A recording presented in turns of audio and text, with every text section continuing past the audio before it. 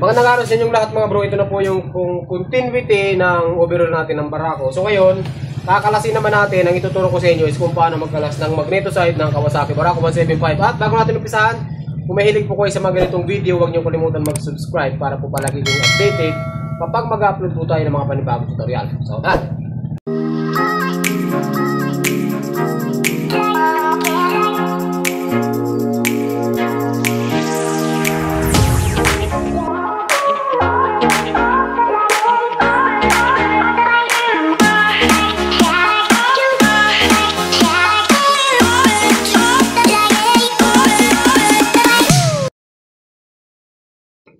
dito mga bro, sa pagkakalas ng magneto, napakadali lang nito, kunti lang to. So gamit lang kayo ng 8mm. Tapos gamit kayo ng impact. Kung wala kayong impact, gamit kayo ng L-wrench or T-wrench. Depende sa inyo. Basta huwag kayo gumamit ng mga open wrench. Kailangan naka-close na kagaya nito para hindi masira yung ating mga bolt na. Okay, kalasin natin. So ang ikot ng pagkalas, counterclockwise po yan. Kalas. Kalas. Kalas. Yan, tanggal mga bro.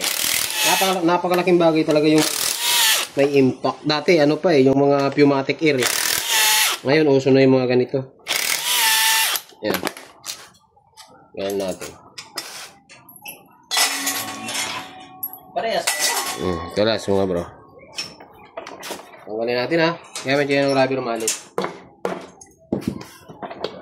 Yun. Itong may isang wire dito natitira. Ito yung neutral sensor. Tanggalin nyo na lang ito. Palit stator na ito. Hindi na ito stock. Halata naman kasi dinugtong na yun. Diba? May mga dugtong. Ito stock. Yung pulser stock. Yung stator hindi na stock. Yung socket hindi na rin stock. Dito mga bro, gamit niya dito ng 19. Yan o. 19. Para matanggal natin itong ano, bolt. Ayun lang, hindi kaya ng ano. Hindi kaya ng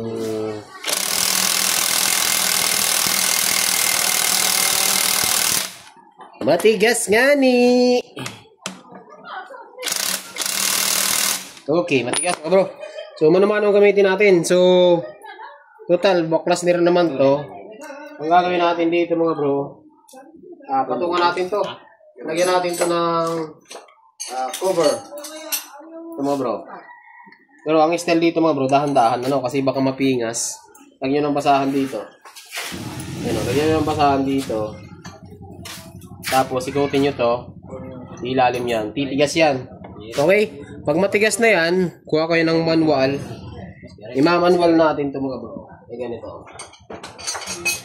Technique na pinagbababal to mga bro, yung mga ganito. Ang ganyan natin. Tapos.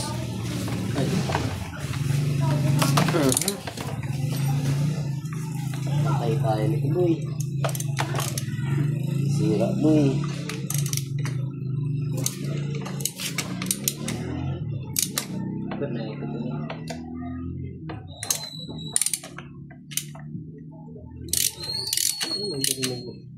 Tata ko dyan, ibalyo tayo. Taraot na. Ayan.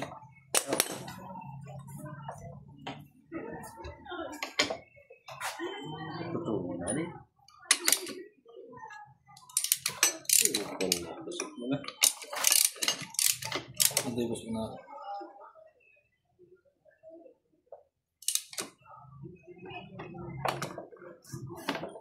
Hindi, nakakabalyo. Ini, nakakabalyo. Sure. Dat mas nakulat yun. O kaya patungan niya pa rin yung dito. Ay. Matigas nga ni. Anong matigas boy? Yakang yaka. Ayan, tanggal na natin mga bro ha. Wala pong washer to. Tapos, gamit tayo dito ng cooler. Ayan mga bro. Pwede nyo ibalik to para hindi masira yung ano, yung thread. Nangyayari yun mga bro, masisira kapag matigas yung magneto tanggalin. Pag pinukpok nyo, nabubusalsal po yan. Pero kung malambot, maganda yun. Kung malambot. Yan. Luwag. Tapos, isagad natin para sigurado.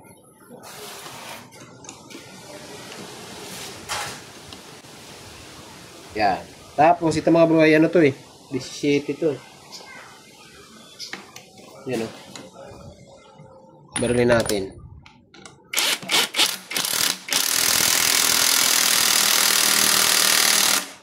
Diba sabi ko sa inyo, matigas yan. Ay, martilyo. Wala martilyo, no? Kampasin natin ito mga bro para kumalas. Biglayin lang natin. Kasi minsan matigas to, minsan malambot. Yung nagkataon na matigas.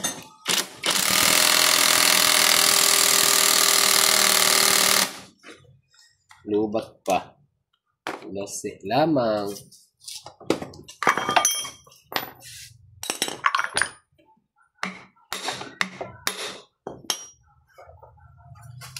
It's so nice.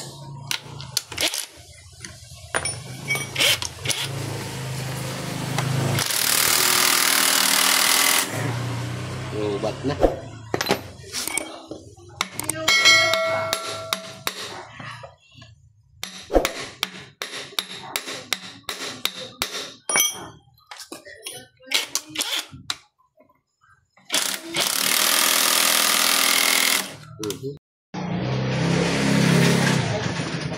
Okay, natin ito mga bro. Yan. So, kalas na yan, no, bro. Ayun, no. Pagka ganito, kalas na yan. Yan. Tapos, may kunya dito. Maliit na kunya. Tanggalin nyo yan. Kasi, pagka nawala ito, problema. Tapos, dito mga bro sa loob, wala naman tong masyadong laman. Itong timing chain. Ito yung guide. Pwede nyo tanggalin yung ano. Hindi nyo na makikita kasi itim na kasi mga bro. Ayan o.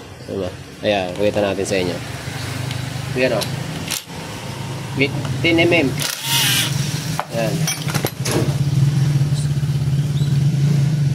Kahit dito nyo din sa taas. Ito mga bro, sa barako, minsan pag bumili kayo ng chain guide, walang ganito. Minsan meron, minsan wala. Napakahalaga nito mga bro kasi kailangan pag hinigpitan natin yan, mas mataas to. Mayroong nabibili niyan, ganyan yan, ano, nakapantay siya. Ngayon, pag hinigpitan nyo, dapat maglalaro to. Ganun yan, no? Okay? So, itatabi nyo to. Yan. Tapos, matatanggal nyo na yung timing chain. Ito, palitan na talaga ito mga bro. Pagka ganyan, ayan, no? Palitan na yan kasi dapat hindi ganyan yan. Ayan, no? Okay?